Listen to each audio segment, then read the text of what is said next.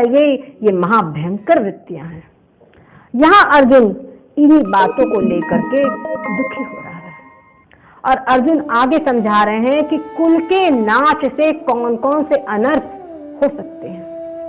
अर्जुन कह रहे हैं कि अगर कुल का नाश होता है, कहते कुलक्षये प्रणश्यन्ते कुल धर्मा सनातना धर्मे नस्ते कुलं कृष्णम अधर्मो भी भवत्युत अधर्माभि भवात् कृष्ण प्रदुष्यन्ति कुलस्त्रियः स्त्रीषु दुष्टासु वार्ष्णेय जायते वर्णसंकरः संकरो नरकायैव कुलज्ञाना कुलस्य च पतन्ते पितरो येषां लुप्तपिण्डोदकक्रियाः दोषैरेतैः कुलज्ञानां वर्णसंकरकारकैः उत्साद्यन्ते जातिधर्मा कुलधर्माश्च शाश्वताः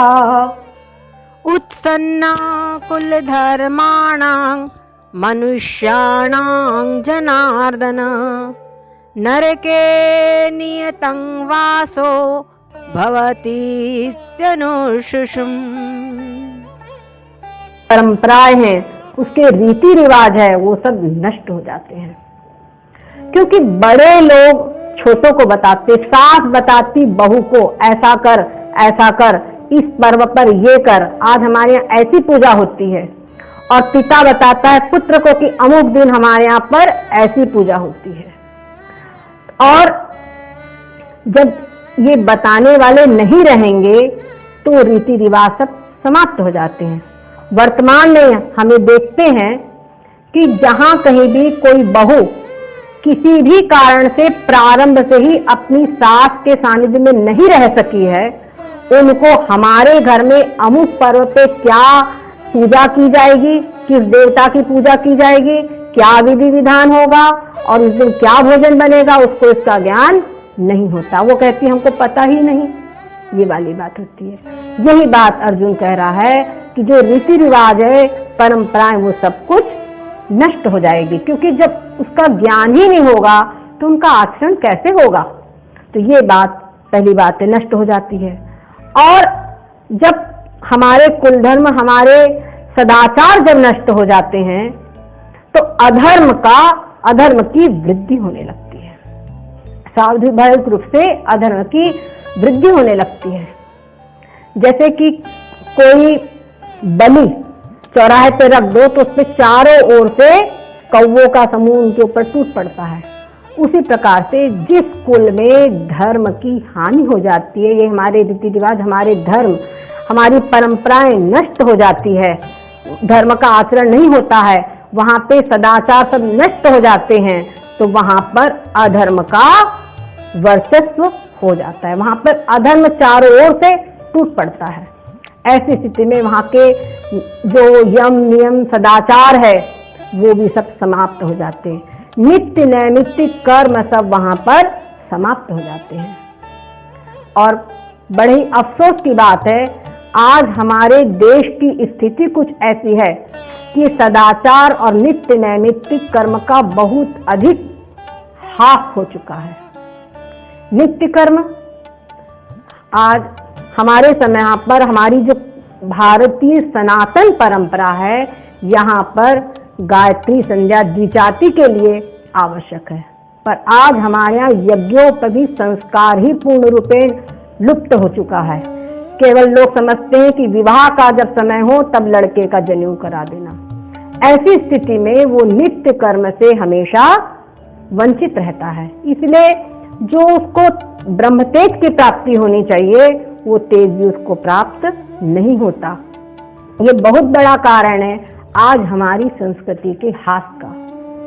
उस समय पर अंग्रेजों ने स्वयं का शासन करने के लिए, हमारी स्कूल परंपराओं को नष्ट करने के लिए, हमारी जो शिक्षा पद्धति थी, हमारे सब गुरुकुल सब, उनको उन्होंने नष्ट भ्रष्ट कर दिया।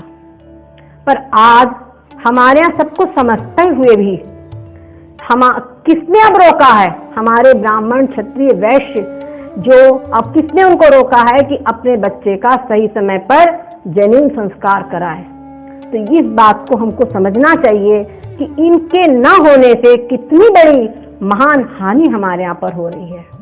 हमारे इतिहास है कि हमारे यहाँ के मुट्ठी भर राजपूतों ने, मुट्ठी भर लोगों ने भयंकर बड़ी बड़ी सेनाओं को फतह कर लिया, उनको जीत लिया। क्यों? क्योंकि उनके अंदर ब्रह्म तेज था, ये कुछ उनके अंदर में धर्म बल था। लेकिन आज हमारा ये धर्म बल भी बहुत ही इसकी हानि होती जा रही है। तो हमको ये नित्य कर्म हमेशा करना चाहिए। उसके बाद है नैमित्तिक कर्म। नैमित्तिक कर्म मतलब अमुक पर्व आदि के अनुसार जो किया जाता है, जो श्राद्ध है, पिंडदान है, ये सब भी नैमित्तिक कर्म के अंतर्गत ही आते हैं। तो कह रहे हैं कि जो पुत्र है वो अपने पिता को या अपने दादा को जो परलोक सिधार गए हैं उनको पिंडदान, उनको जलांजलि आदि देता है। लेकिन जब समस्त परिवार में सब छिन्न भिन्न हो चुका है सदाचार, तो श्राद्ध आदि सब कोई कुछ नहीं करता, पिंडदान वगैरह। वैसे भी आज की पीढ़ी तो सोचती है कि कहाँ गया जी इसलिए कराते हैं, सोचते कि हमको श्राद्ध नहीं करना पड़ेगा, ये स्थिति है। तो ऐसी स्थिति में नैमित्तिक कर्म का भी हमारे यहाँ पूर्ण रूपे हास हो चुका है।